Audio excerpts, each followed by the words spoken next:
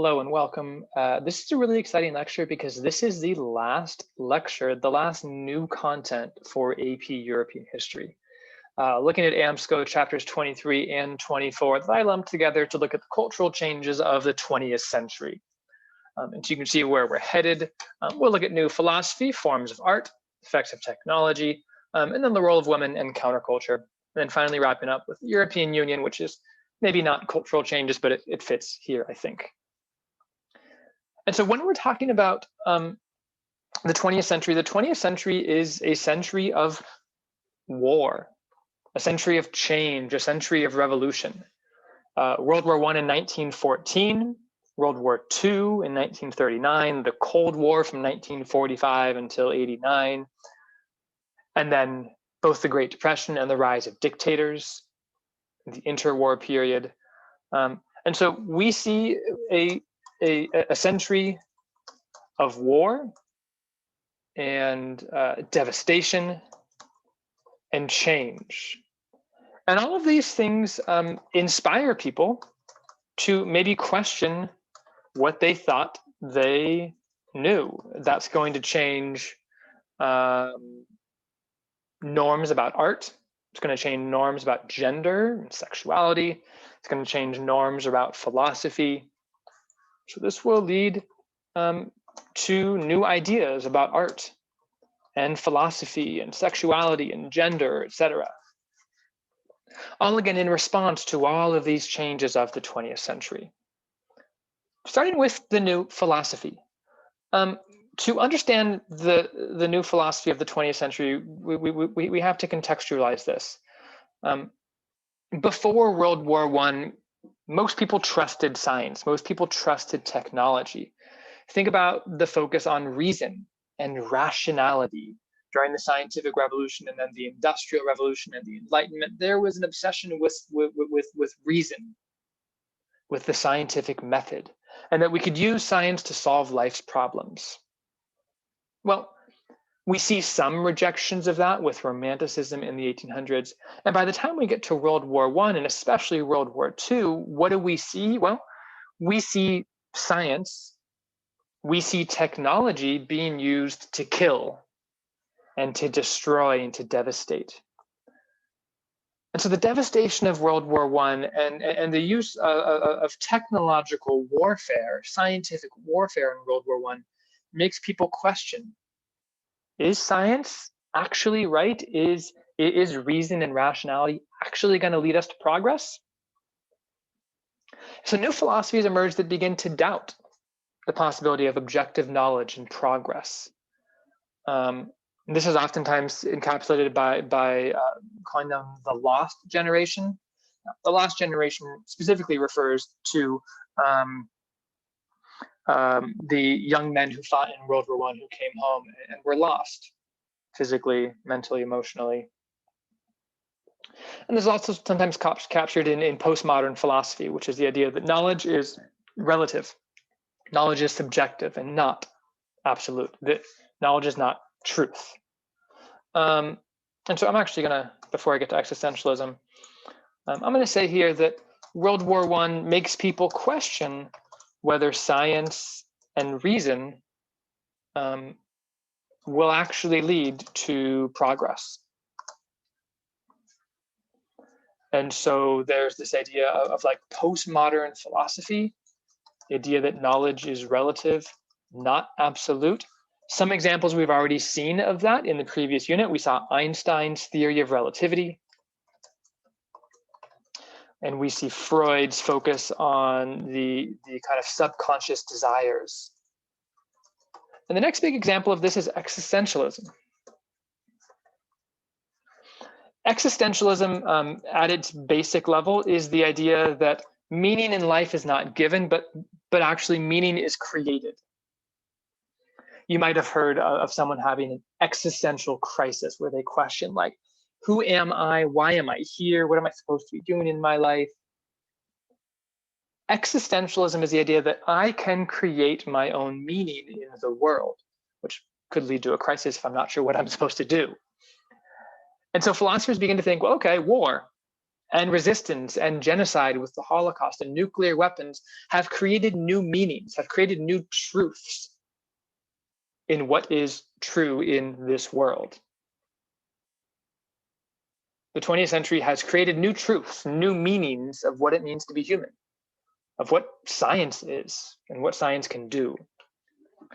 This French philosopher Jean-Paul Sartre, I don't know if that's how you say it, I don't speak French, said being is in itself, being is what it is. Simone de Beauvoir, one of the feminist leaders, wrote, "One is not born a woman, one becomes one." It's this idea that women are not born inferior, the second sex. We are not born any certain way, but rather society makes us a certain way, or we make things a certain way. And so existentialism can be really unnerving, because it's the idea of like, is there anything that's actually true? Like, why am I here? What is the purpose of life? Is there a purpose of life? That can be really unsettling. But at the same time, existentialism can also be really empowering, because it says, I can create my own meaning in my life. I, through my actions, can create new meaning. That could be a really empowering and motivational idea. So existentialism, in the basic idea, is that new meanings, I guess, are created every day in life, which again is both empowering and also unsettling. All of that to say, like, so there is not, one true meaning or truth, rather it's created. War and the Holocaust and nuclear weapons have changed what it means to be a human. So we can change that again, perhaps. Calvin and Hobbes cartoon, why does man create? Is it man's purpose on earth to express himself, to bring form to thought, and to discover meaning and experience?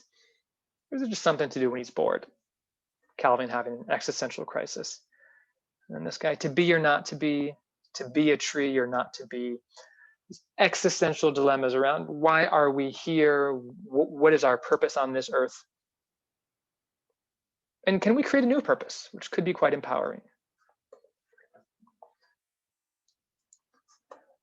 So that's philosophy. Again, postmodern philosophy is all about, I'm going to say, it's all about the focus on the irrational. It's all about the focus on there is not one subjective true truth, but rather we create our own knowledge, which could be empowering. And we see that same thing happening in modern art.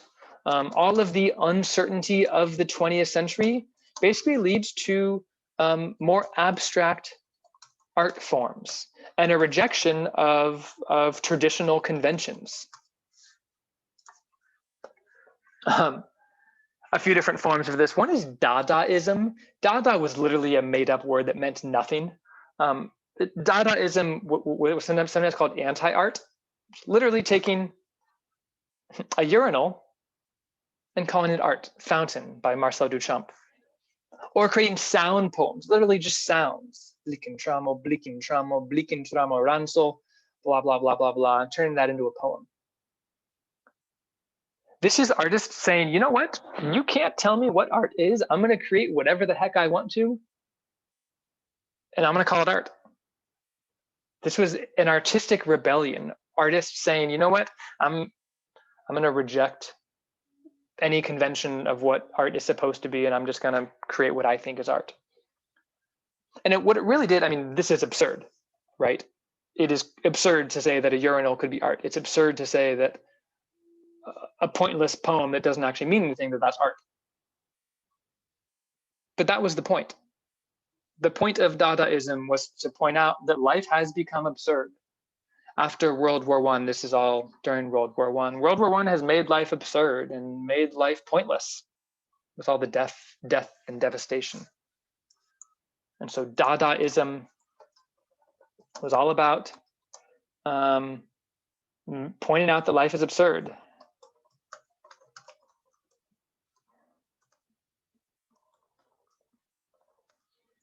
with I don't know, I don't even know how to describe this, and so I'll just say the example is a urinal as art.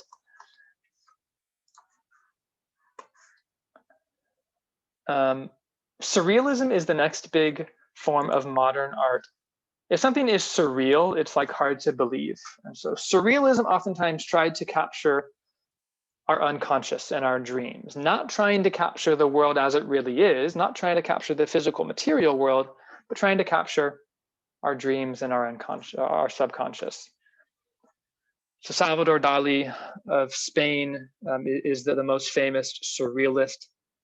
The persistence of memory and the temptation of Saint Anthony, both in the interwar and World War II period.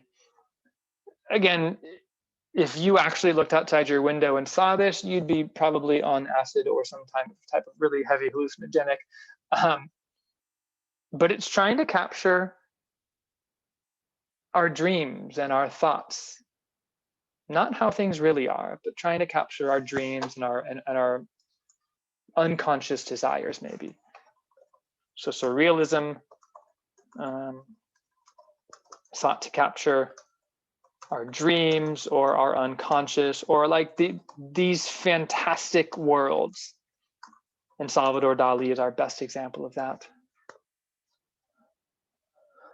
Abstract expressionism is the next one, Jackson Pollock.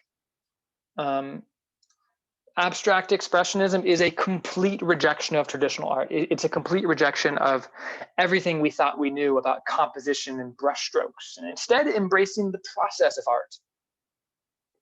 Literally taking a brushstroke and splashing colors onto a canvas. This was a very liberating style. It's completely breaking away from artistic norms. And it's also focusing on the emotion of creating art. You can see perhaps the anguish that Jackson Pollock felt when he made this painting. Or you can also see in a very different perspective, his liberation. He felt free. He could do whatever he wants. There's nobody telling him what he can or cannot do with art. And so abstract expressionism, Jackson Pollock is the best example of this. Doesn't look like art maybe, but it's a complete rejection of, I don't know, traditional conventions of art. And that's what we're seeing in modern art. That's what we're seeing in the 20th century. People are rejecting norms about science, people rejecting norms about philosophy, people rejecting norms about art. Because, well, World War I and World War II and the rise of Hitler already destroyed what we thought we knew about society, so we might as well question what we thought we knew about art as well. And then pop art, which is quite different. Pop art, Andy Warhol is our best example of that. Kind of captures the commercialization of art, captures consumer culture. Marilyn Monroe, Campbell's tomato soup as the focus of these paintings. And so modern art is tricky because there are so many different forms of modern art: Dadaism, Surrealism, Abstract Expressionism, pop art, and others. But at its core, modern art is a rejection of traditional forms of art. It's embracing a more abstract art form. And that fits with how people felt at the time during all the cultural changes of World War I, the interwar years, World War II, the Cold War. People were questioning what they thought they knew because of the chaos and uncertainty of war and revolution and nuclear, the threat of nuclear war. And so as they questioned what they thought they knew about science and philosophy, they also questioned how art should be made. A similar trend there of rejecting truth and trying to create their own truth in perhaps a more abstract or more subjective way.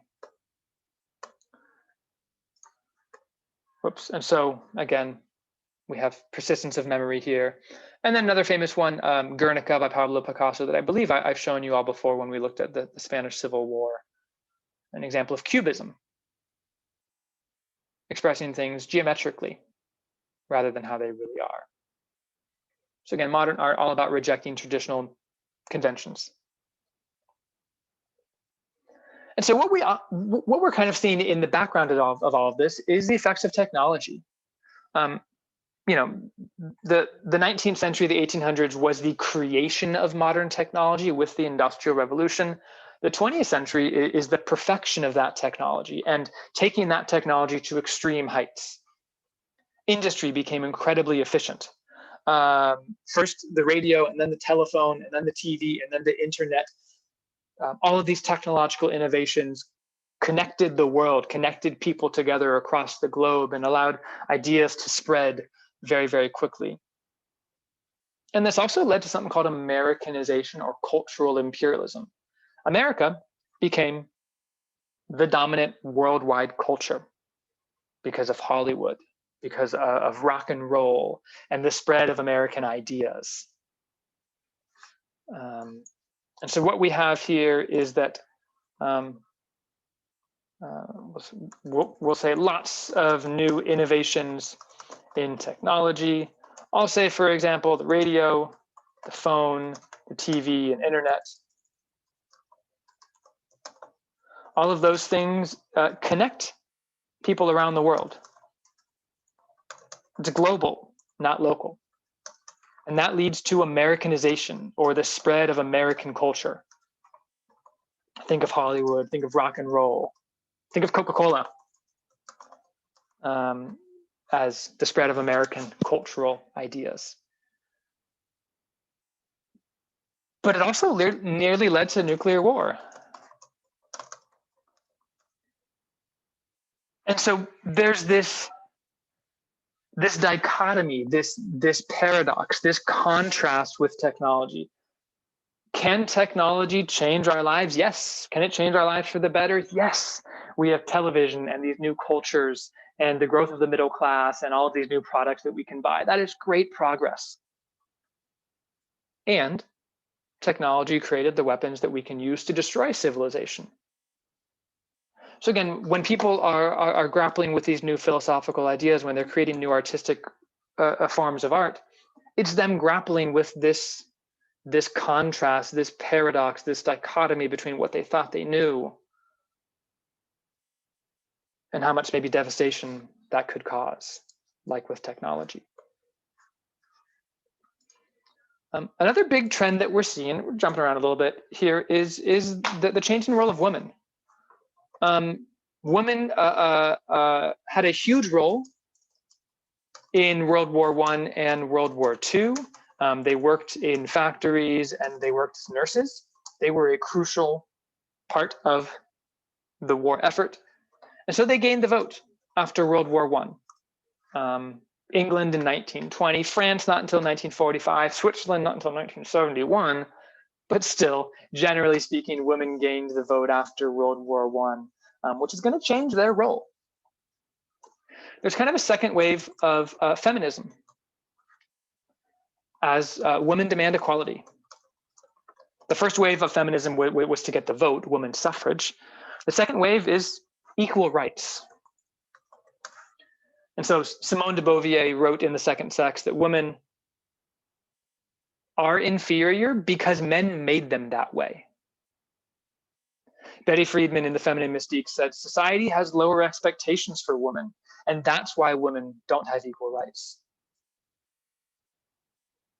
Basically, this notion that we have today of like the patriarchy, this male-dominated society that holds women down, that treats women as inferior and less than, the reason why women are inferior is because men made them that way.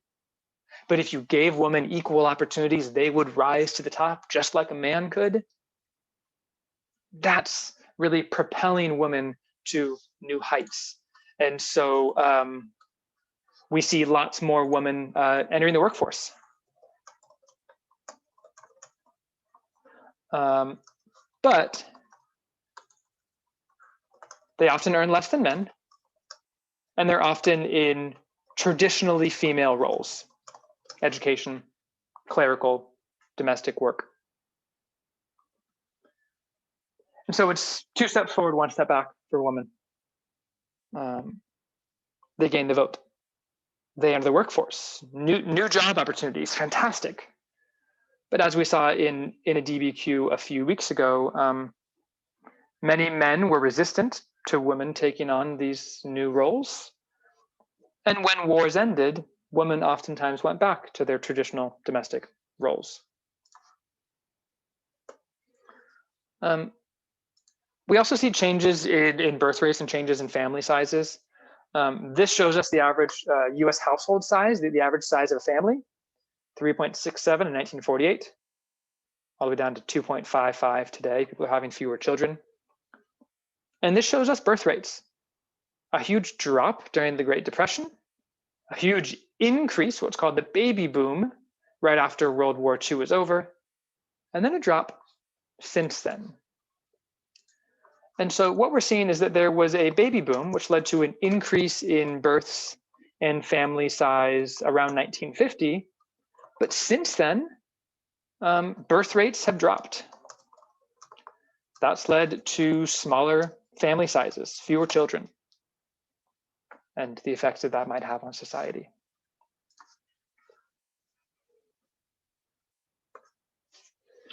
The last big cultural change that we're seeing is the emergence of a counterculture in the 1960s. And again, this fits with everything we're talking about. The 1900s is all about people rejecting traditional conventions, rejecting traditional knowledge, rejecting traditional art forms, and students rejecting how they're supposed to act. So the 1960s, the Woodstock, hippie, flower child era really captures this rise of a youth counterculture. There's an increase in recreational drugs, marijuana, LSD. There's a sexual revolution that changes norms around sex and basically makes premarital sex more accepted. The birth control pill, created in 1960, really is an example of science allowing for more freedoms for people, sexual freedoms in this case. And we see lots of student protests in 1968, especially. You might remember in 1968, there were some rebellions in Eastern Europe. There were also anti-Vietnam War protests in the US in 68. And in France in 1968, there's a huge protest where 10 million workers go on strike. So we'll say many youth reject traditional social norms, and they rebel. They create a counterculture. So drug use is more common. There's also a sexual revolution, more premarital sex. Abortions become more acceptable. Birth control pill. And then there are lots of student protests, oftentimes against war. Best example of this is France in 1968. And I should actually add Eastern Europe in 68 as well. We'll wrap this up in a minute. We see the pill, this anti-war protest, and then what they were faced with, which was oftentimes suppression by the military or the government. And then we see massive peaceful protests demanding social welfare, demanding jobs, demanding equal pay, demanding civil rights, demanding a government that serves them. The last thing to talk about, which doesn't fit into this cultural change idea perfectly, is the idea of European unity. So much of this course, so much of AP European history is about the conflict between nations. It's about the conflict of superpowers. Think through our entire course. First it was the Holy Roman Empire who was the threat in the 1500s. And then it was France who was a threat in the 1600s and 1700s. And then it was Germany who was a threat in the 18 and 1900s. After World War II, people begin to realize, nationalism is dangerous. Nationalism leads to division and war. There begins to be a rejection of nationalism in favor of internationalism and European unity. So we'll say here again, after World War II, many people reject nationalism and think that it leads to war and competition and conflict. And so there is instead a shift for Western Europe, at least, to unite, to integrate, and to cooperate. And so the European Economic Community, or the Common Market, is a free trade area in West Europe that allows them to freely trade. The World Bank provides loans to help countries have a stable economy. The IMF, or International Monetary Fund, stabilizes exchange rates and currencies.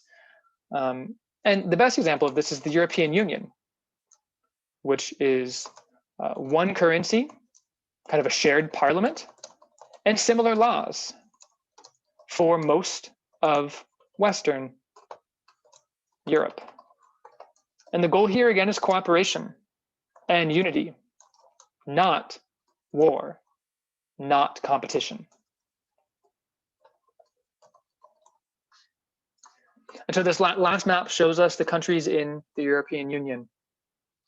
It is most of Western Europe. Switzerland's not in it, much of old Yugoslavia, much of old Eastern Europe. Soviet Union's not in it, but most of Western Europe is part of the European Union.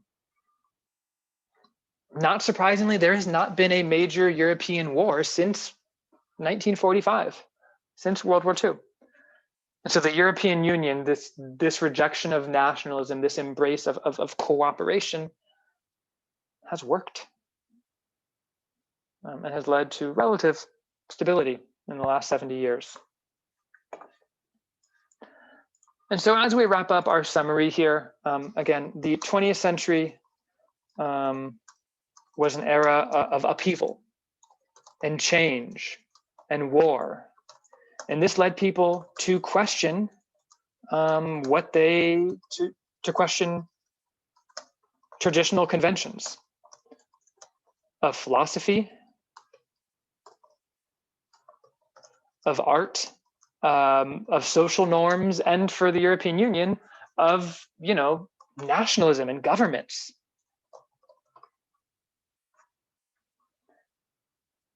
This leads to new freedoms for people, for women and young people, but also new art forms. And so as we wrap up our course, let me try to get this all on one page. As we wrap up our course, what we see is a rejection of traditional norms. Pause here if you need to. People responding to the chaos and devastation, not only of World War I, World War II, but responding to the chaos and devastation of our entire course of 500 years of war and conflict. Women standing up and saying, we deserve equality. The youth standing up and saying, we're not going to follow your traditional norms, we're going to do things our way. And eventually governments saying, let's cooperate, let's work together to try to prevent this scourge of war and conflict and division. And so this course does end on a hopeful note. This course is, oftentimes a class about war and conflict and governments abusing their powers. But this course is also a story about people rising up, revolutions in France and Eastern Europe. And here, people, women, young people, standing up and demanding to have more of an equal voice and equal say in society.